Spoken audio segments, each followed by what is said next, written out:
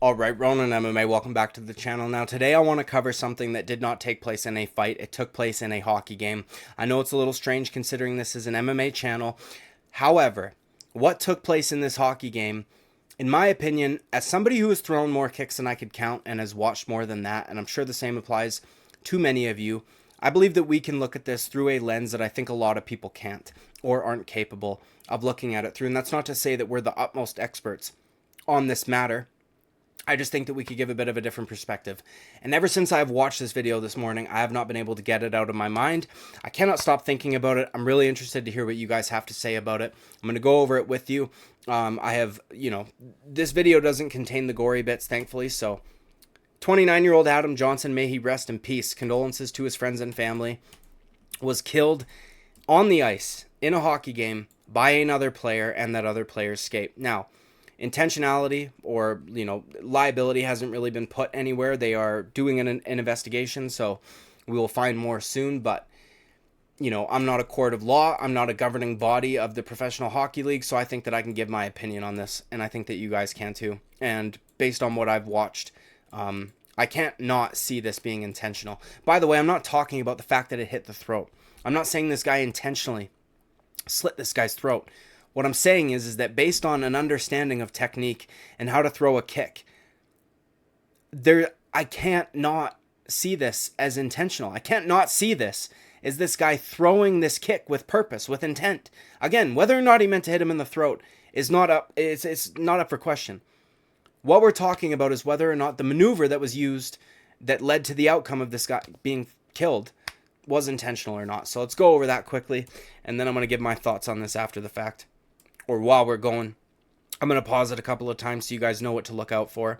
Start the video here. Now this guy right here, Steel Fault written on the boards, white jersey. He's currently in control of the puck. One of his teammates is to his right, and there's two red shirt guys in front of them. When he gets past the blue line, I'll pause it once more right here. Red shirt is maneuvering behind his teammate, behind the guy with the puck's teammate, okay? And right after that, he lifts his leg up. Now, right here, at this point in time, you could be mistaken. Oh, you know what? Maybe he tripped up on the other guy's skate. And maybe he did. However, the ending of this sequence is what, for me, makes it intentional. Up until this point, could all be viewed as an accident. There's a certain movement that he does to finish the technique that, in my opinion, is what makes it appear intentional, and I cannot unsee it. I've watched it so many fucking times to be like, oh, well, maybe this happened, maybe that. No, I can't unsee it. Right here, it looks as though his skate has now made connection. Right here, pushes off. Dude, that's what... When you throw a side kick, first of all, you have to get your torso down towards the ground a little bit. You want to be almost parallel. Our hips don't move that crazy, okay? If you're throwing a round kick or a front kick, you can be standing relatively straight up and get that shit up high. Now with a front kick, you might need to lean back a little bit. With a round kick, you might lean to the side a little bit. But a side kick, you need to almost get down real low. Like your torso might even be facing that way. Your head might be angled towards the ground, okay? Because again, our hips aren't that fucking flexible, dude. We're not women. So the ending of that kick, though, one of the most important parts is where you're getting your torque from, right? You need to lock and extend your knee. Otherwise, you're throwing up a limp limb, and what fucking good does that do? It's the exact same thing as putting the twist on the end of your punch, right? When you extend your punch and you put the twist to it, that creates the torque, generates extra power. Necessary. When you throw a front kick, you don't just lob your limp leg up. You snap it a little bit. Or at the very least with a snap kick you do, right? When you throw a round kick, you don't just swing your leg around. You bring the knee up to the chest first of all, you pivot, and then you whip it around. You're trying to build torque and power in all of these movements. When you throw a side kick, you extend your fucking knee, right? And that's the ending of the kick. That's what, in my opinion, happened here. And we'll watch it again. This one's in slow motion, a little bit more zoomed up. I'll try to pause it again in the moment that I'm talking about. So right here, he maneuvers around this guy. Legs already coming up. Legs up now. Legs up now. Touching his face pretty much. Right here, dude. This is what I'm talking about. That is a fucking kick. He extended. That's like a donkey kick. I don't know how else. I can see it, not pausing it, not in slow motion. How can you see otherwise? And, yeah, unfortunately, that guy died from that. I can't not see it, man. Somebody tell me I'm fucking wrong. I don't think so. And I know that a lot of you already agree with me because we kind of talked about this on my live stream, but fucking hell, I haven't been able to get it out of my head, man. That extension is the problem I have. If he had lost balance, if he was just flying through the air and his skate just so happened to get up by this guy's throat, that's one thing. But why the fuck are you, what are you doing, dude?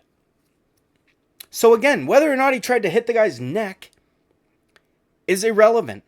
He threw a kick with razor blades on the bottom of his feet at another player. What the fuck are we talking about, dude? And if you look at the way that he went down, for those of you that don't remember, Joaquin, I don't know how you could forget this if you're an MMA fan, Joaquin Buckley's knockout of Impa Kasanganay, one of the coolest knockouts in MMA history, in my opinion. When he hit that shot, dude, and he was finishing the twist, he extended his leg. It's so similar. He almost lost balance. Well, he did lose balance. He almost fell, right? He almost fell downward because his upper body, his torso, was like this to the ground. And he had to catch himself. And then he kind of ran it out because he had so much momentum. If Joaquin Buckley was on fucking ice skates, how do you think that sequence would have looked? Because to me, it would have looked a lot like what we just saw here. I can't get over it, man. I feel like that guy just sidekicked that guy in the throat, and it's been fucking with me, dude. And again, I want to know what you guys think about the whole situation. Now, I want to talk a little bit about why this story has kind of gone crazy in the online spaces and why certain things are getting brought up into it that you wouldn't think really matter all that much, because the guy that threw the kick, Matt Petgrave, is a black guy, right? Now, I could understand somebody being frustrated at the thought of race getting brought into it because it's just a really shitty situation overall. I think the reason that race gets brought into anything like this is because of the way the media reports on it, rather than a disdain for a certain race. When a media reports on certain things that happened with certain demographics of people that are involved, they tend to leave information out. And I've got a good example of this that is not sports related, but it's in my opinion almost a direct one-to-one. Okay, Daryl Brooks, right? For those of you that don't know, took an SUV and drove it through a parade full of fucking people in Waukesha, which is in the States somewhere. Okay, I think he killed maybe 6, maybe more than that people, and I think he injured about 50, something along those lines. I might be off by a couple. When the media first reported on it, by the way, there was security film footage everywhere, right? They knew what he looked like. They had a description of him. They were actively looking for him. When the media first reported on it, they said that an SUV drove through a parade. They didn't say who was involved. They didn't give a description of the suspect. In fact, if you were to just read that fucking sentence or that article's headline, you would think that a Ghost Rider was driving, like, mind-blowing to me. And then you find out shortly thereafter that it was a black man. And you go, oh, okay. That's why they didn't want to, they didn't want to demonize him, I guess, even though he just fucking killed a bunch of people, right? So I feel like people are sick of that shit. If you read these articles, a lot of them, not all of them, from more left-leaning news sources, I guess, which I hate that I even need to say that, but you can just tell by the way they report on these situations. One of them literally says an errant skate. I don't know if any of you know what the definition of errant is, but they're making it seem like this skate just had fucking wanderlust. Bro, get real. There was a player attached to that skate that did something that actively, created that situation to happen. I don't fucking get it, dude. Why are we not... This is why people get so frustrated at it. Nobody's saying that he did it because he's black. People are saying the media reported on it this way because he is black. That's the problem. It's the way the media reports on it, and it's gross. And look, it's frustrating. I get it that shit like this. What do they call those fucking unchangeable characteristics? Why can't I think of the word? Whatever. Either way, it doesn't fucking matter. Get brought into shit.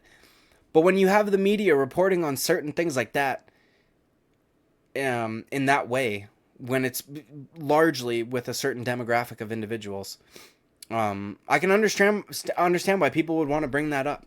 So, and now I want to talk about a brief example that's obviously not a perfect comparison one-to-one, and I know that somebody's going to fucking jump in and say that.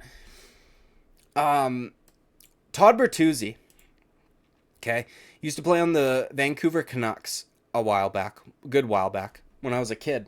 And he was more of an enforcer type player on the ice.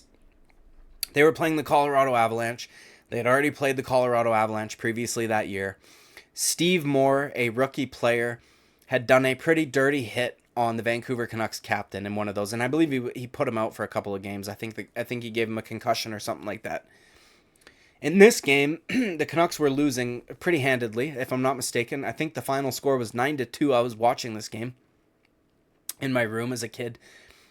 So the Canucks were frustrated, right? And Steve Moore was on the ice at the same time Todd Bertuzzi was.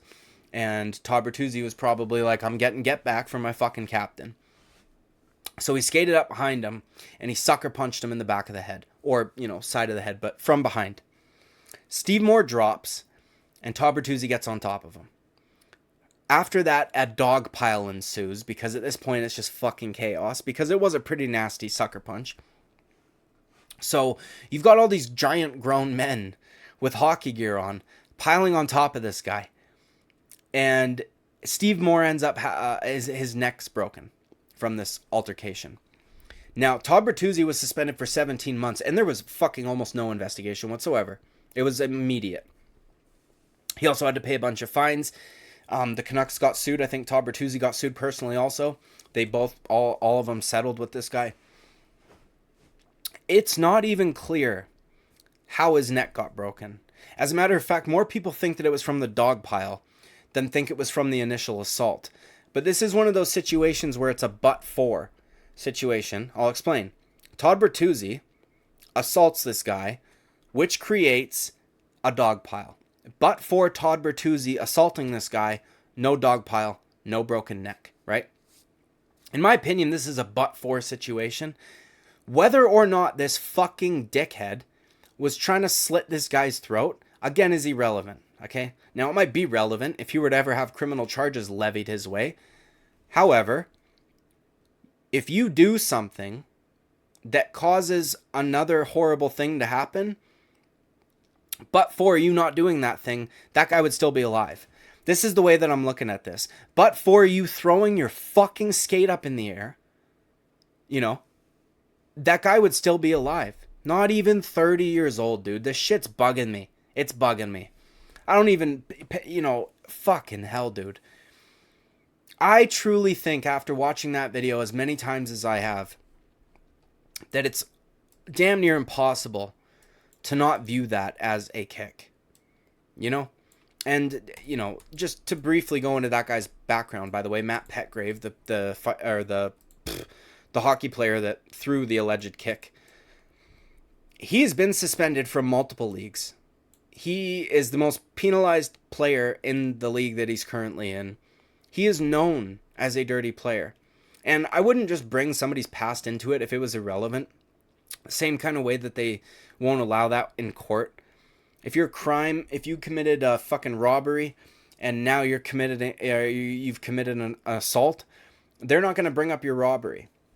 But if your crimes are relevant and display a pattern, then they can, right? The prosecutor can ask for them to be brought in, for it to be relevant.